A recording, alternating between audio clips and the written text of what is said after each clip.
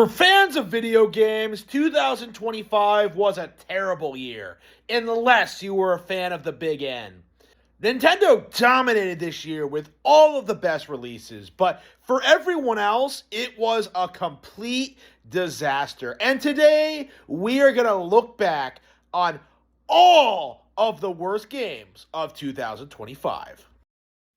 This may come as a bit of a shock to you, but early on in the Switch 2 lifespan, the narrative was that Cyberpunk 2077 was the only third-party game that was doing well on Switch. This was an obvious attempt at trying to revitalize the brand and the company and generate some hype for The Witcher 4, but in actuality, this game came and went like a wet fart.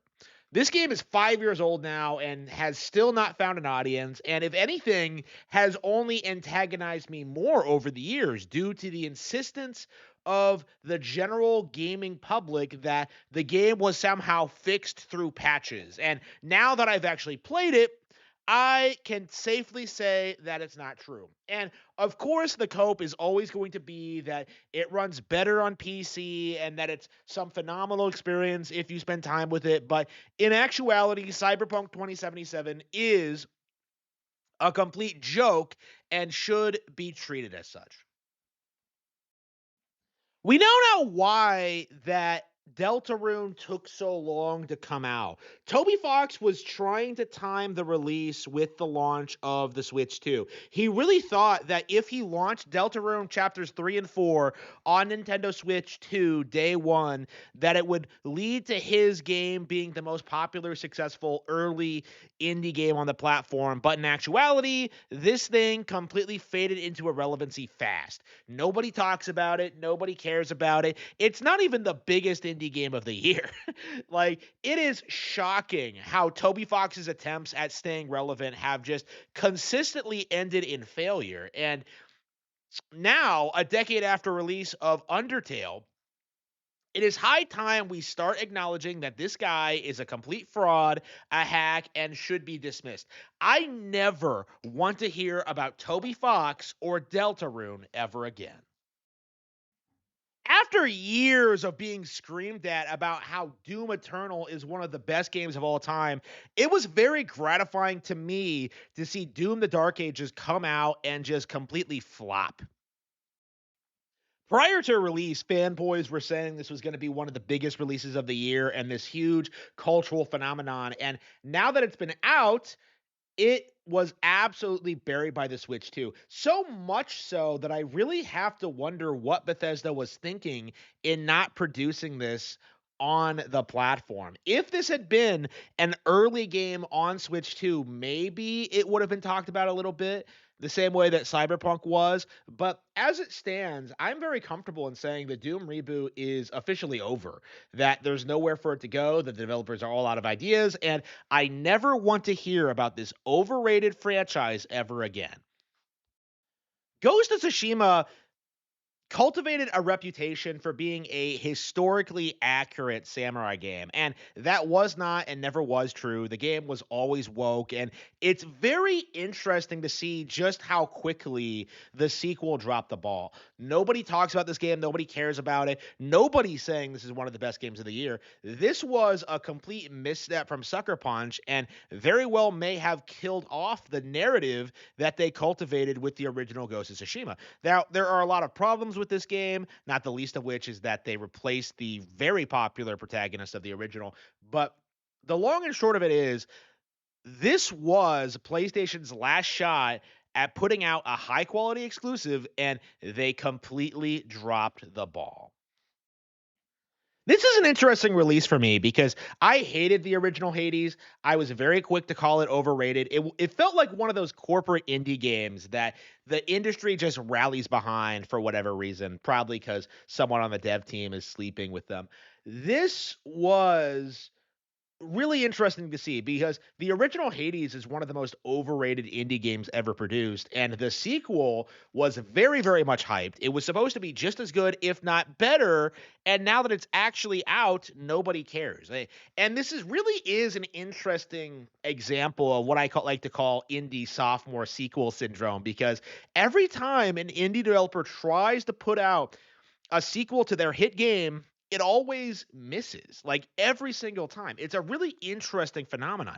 Indie devs do not have the resources to put out high quality sequels consistently, and that is a very interesting phenomenon I have begun to notice this year. Arc Raiders is the stereotypical example of the flavor of the month game that streamers get excited about and do videos on and then completely forget about. This is a very stereotypical meme game in the sense where people hype it up as the most fun thing in the world, and yet by this time next year, nobody will even remember it ever existed. It's no different than Helldivers 2. It's no different than Fall Guys or FNAF. There are just endless examples of this kind of thing. And it really does need to be understood more that if a game like this has no staying power, it's not a very good game. I have long condemned the Assassin's Creed games for being extremely historically inaccurate. This is something I've been talking about since the very first game. The entire narrative that these games have, that they're some historically accurate thing that represents the culture and like what was actually happening in these time periods, it's a complete fabrication. I would argue Assassin's Creed is traditionally the most woke video game franchise there is because they have always been trying to transplant the woke ideology into history. This is probably one of the IPs that's been the most successful at that. And it's very interesting to see that it fell apart when it went to Japan. When they tried to gaslight people into thinking Yasuke, one of Nobunaga's manservants, was actually this high profile Japanese samurai who earned the respect of Japan. This is ridiculous if you know anything about samurai culture or Nobunaga or Yasuke, like the actual historical figure, as opposed to like the weird pop media cultural representation of him. Like Yasuke was not a samurai. And this is something that anybody who knows anything about the period could tell you, but it's something that wokies have been trying to gaslight people into believing for a very, very, very long time. And to see it just collapse because of this specific release is something that I, as a bit of a Nobunaga enthusiast, am very happy to see. This is, I think, like culturally speaking, the game that I'm most happy to see fail. Like this, hopefully, will be the last Assassin's Creed game we see. Hopefully, this is the end of the whole like Yasuke thing, the beginning of the end of the narrative, and hopefully, people start to realize that Assassin's Creed was never ever good. Blueprints is one of those games that comes out and game journals try to pretend is really deep and interesting, that this is one of the best games of the year, and almost instantly it's forgotten because nobody plays it, nobody cares about it. It's just a meme. It's just the token indie game that people shove out there to try and pretend that they care about or play indie games. Like this is the very stereotypical example of that phenomenon and really should be studied as a case example of just how none of this is going to leave any major impact on the industry going forward. I have no interest in Blueprints. I will never play it. I will never talk about it again. I probably won't even remember the name after I'm through with this video. This game is a complete joke. The end of Borderlands is here, and I can't begin to tell you how happy I am to hear that. The game that ushered in the era of millennial writing into video games is finally coming to a close. Borderlands 4 was so broken at launch that it was completely unplayable on every platform. And to this day, they still have not released the Nintendo Switch 2 version because they screwed it up that badly. Now, Borderlands is something that's been on the way out for a long, long, long, long time. It really only got any semblance of relevancy because of just being an online first-person shooter game that you can play with friends. And seeing it slowly start to decline into irrelevancy is something that I've been very happy to see. These games aren't good. They never have been good. I hate the fans.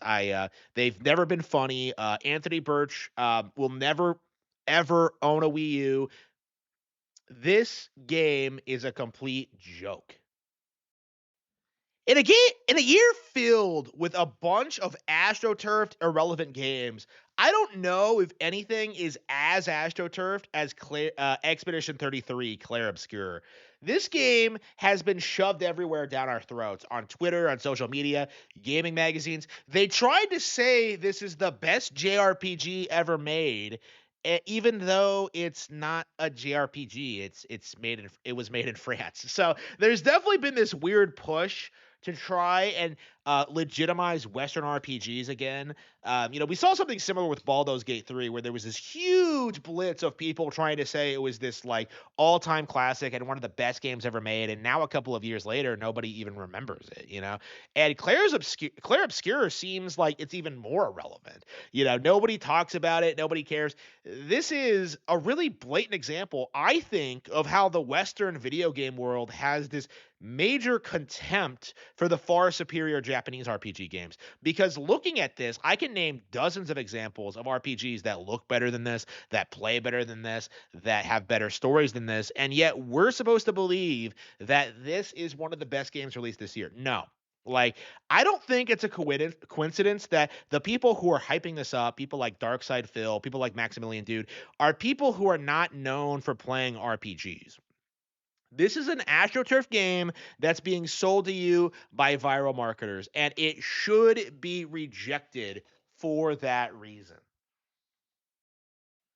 I didn't understand the sheer contempt that a lot of horror game fans have for Blooper Team until I bought Chronos: The New Dawn. This was something that they showed off at a Nintendo Direct, and a lot of people were excited about it. And I could tell instantly that there was something off about it. I didn't like the name Blooper Team. I didn't like the reputation. It looked like a very lazy, like action horror game. And in the end, I did decide to try it because I was very curious about Blooper Team and like what they produced. And when within 10 minutes, I wished I could have refunded this game. It's clunky, it's slow, it looks like trash. I would rather play Resident Evil 4 for the millionth time than even look at this game again. This game was a complete waste of everyone's time and a very good example of how Nintendo fans will froth at the mouth for anything that looks even remotely mature or adult. Like, it is something that we as gamers need to learn to reject.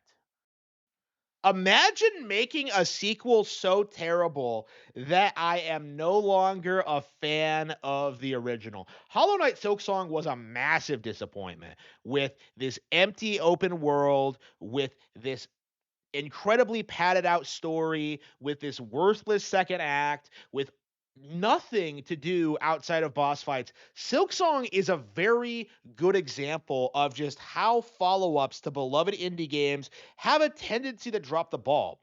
And a lot of people are acknowledging Silksong's failings at this point. Nobody thinks this is game of the year, but it's going to be very, very interesting in when people start acknowledging what this means for Team Cherry and for the Metroid-like genre as a whole, because the narrative was that Silksong was going to be way bigger and better than anything Metroid could ever put out. And the simple fact of the matter is, Metroid Prime 4 and Metroid Dread were both better than this. So that is something that Team Cherry will never be able to overcome. It's interesting looking back on the original Kingdom Comes Deliverance release because a lot of people thought this game was very base and it was very traditional, that it was like one of the best Western RPGs released in recent years, that the developers would not cuck the game journal nonsense, and they did. Like, the simple fact of the matter is, Warhorse Studios propped up this narrative that they were this incredibly uh, um like base traditional studio that cared about the fans, and at the first possible opportunity, they sold out the game journos for attention and clout. And this is something that we really do have to talk about when it comes to these quote unquote based developers, because it's becoming a huge problem. It's becoming a pattern, honestly. And plenty of people like boycotted this release and don't really care about it. But on the other end of the spectrum, you have a lot of people who did not play the original who are worshiping it because of how woke and subversive it is.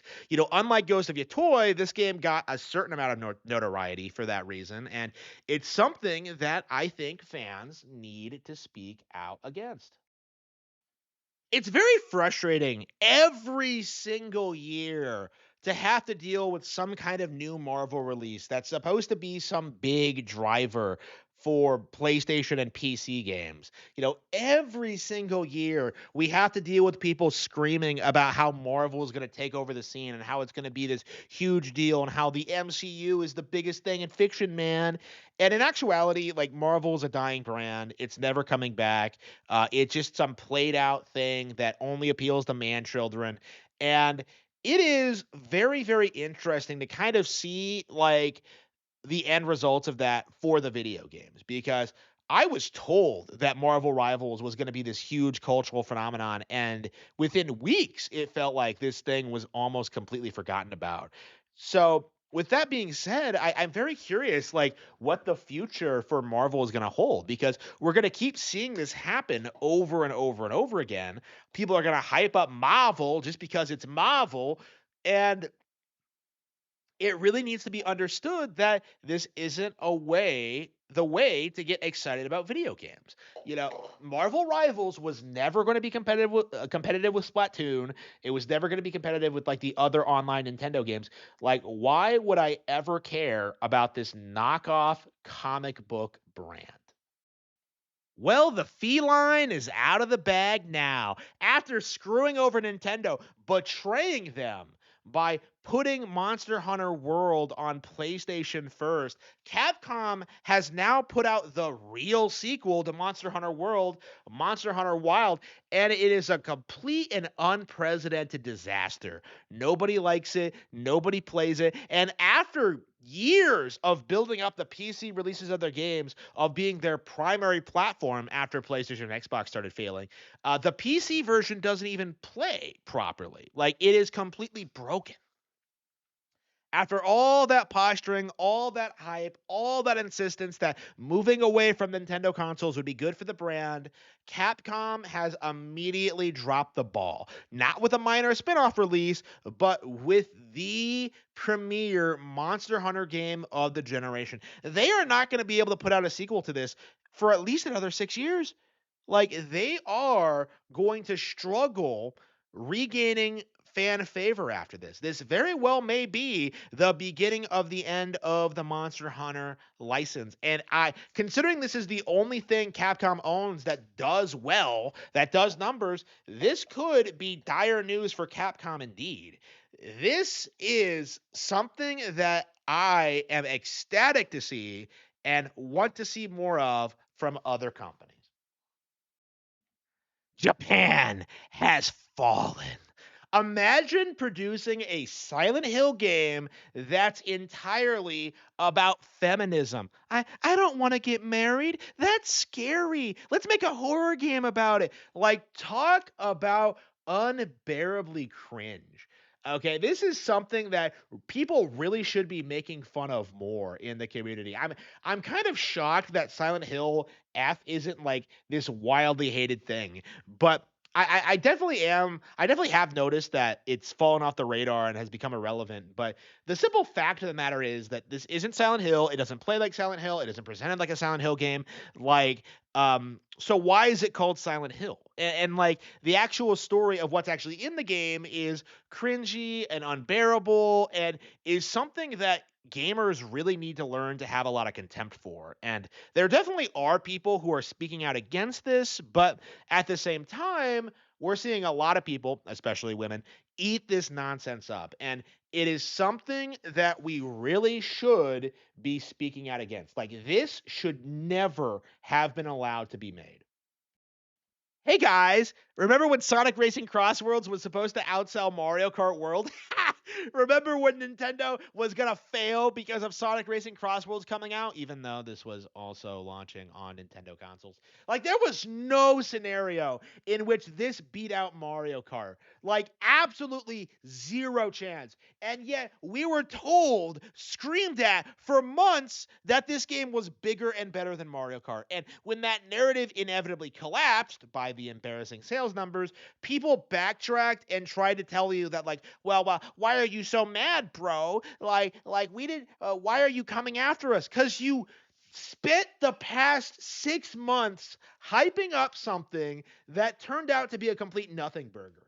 Like Kirby Air Riders did better than this. Yeah, and that's just the simple fact of the Sonic brand as a whole. Like there are so many Nintendo brands other than Mario that are bigger than Sonic now that like I don't understand why anybody cares about it unless you're a man child who was born in the 90s.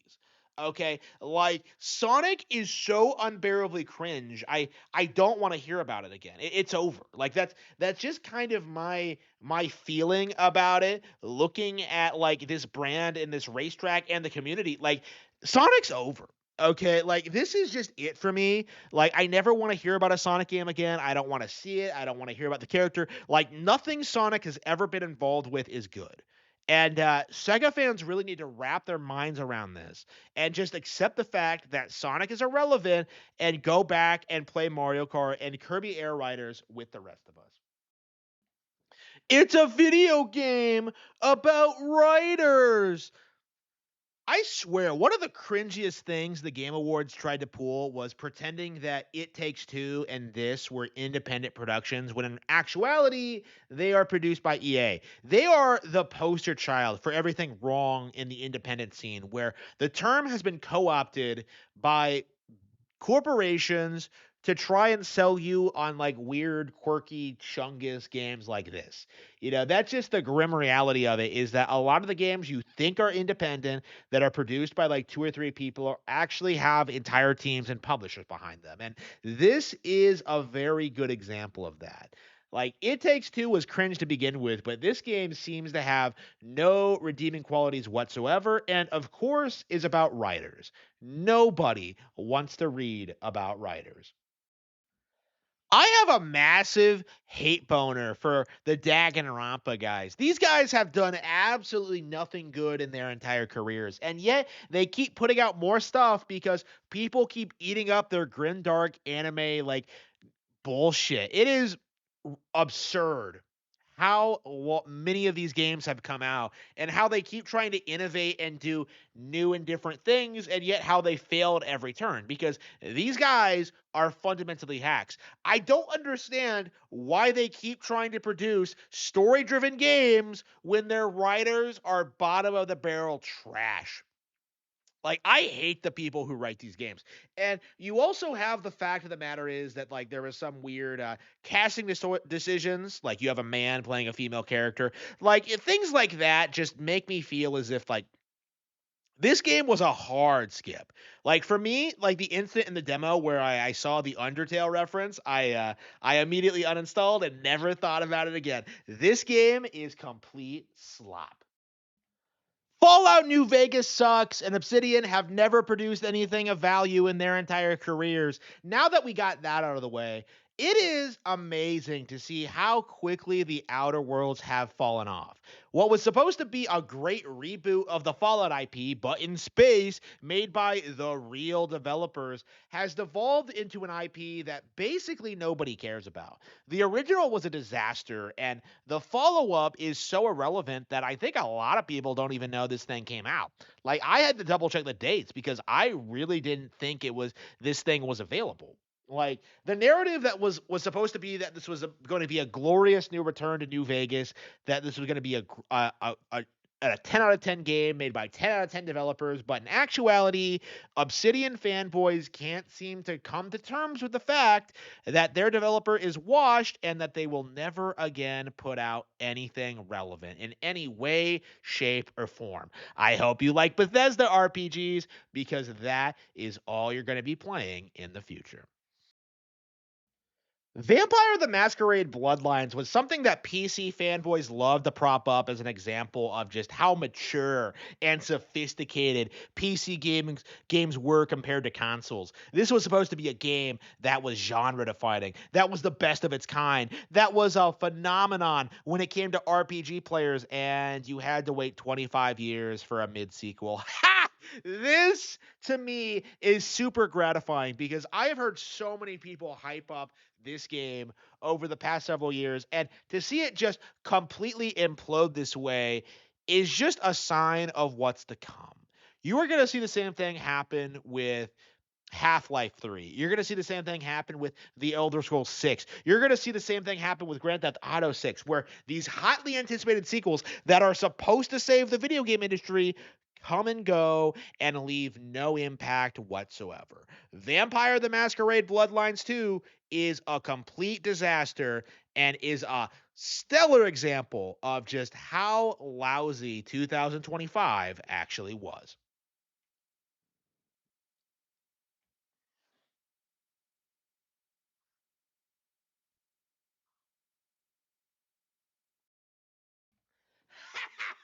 Wow. I was just going through the video, double checking the edit, and I happened to realize that, like, wait a minute, didn't Death Stranding 2 come out this year?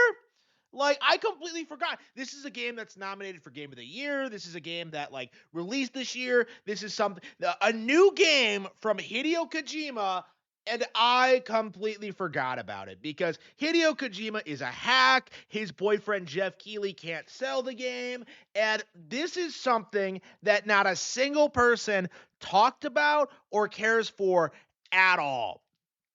Like, I am shocked that this game has been this forgotten because this really should have been a meme with just how pointless this sequel was. This is something that nobody wanted, nobody asked for, and yet inexplicably it's gotten nominated for Game of the Year. What a complete joke. What a complete joke. Hideo Kojima's career is over, and I never want to hear about him ever again.